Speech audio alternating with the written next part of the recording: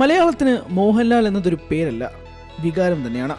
Queen എന്ന സിനിമയിൽ പാടുന്നത് പോലെ നെഞ്ചിനകത്ത് തന്നെയാണ് ലാലേട്ടൻ.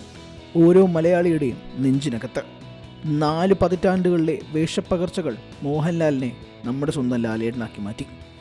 1980-ലെ ഫാസിൽ ചിത്രം മഞ്ഞിൽ വിരിഞ്ഞ പൂവാണ് മലയാളത്തിന് ലാലേട്ടനെ സമ്മാനിച്ചത്.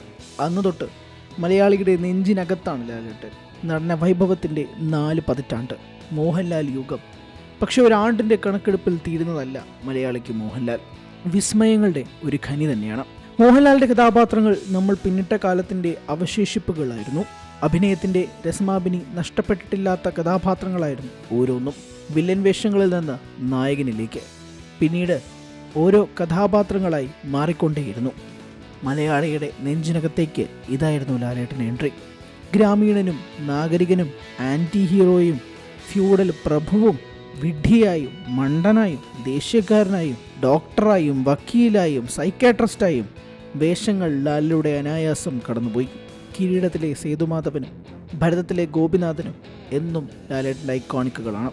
ഒരൊറ്റ വാക്കുപോലും ഉച്ചരിക്കാതെ മൗനത്തിൻ്റെ ഗംഭീരമായ വാചാലതയിൽ സൃഷ്ടിക്കപ്പെട്ട കഥാപാത്രങ്ങളിൽ അയാളെന്നും മലയാളിയെ വിസ്മയിപ്പിച്ചു. എന്നിൻ്റെ സ്വാഭാവികതയോടെ ചേർന്ന് നിന്ന് അഭിപ്രായങ്ങൾ പറയാനും ലാലേട്ടൻ മടിക്കാറില്ല.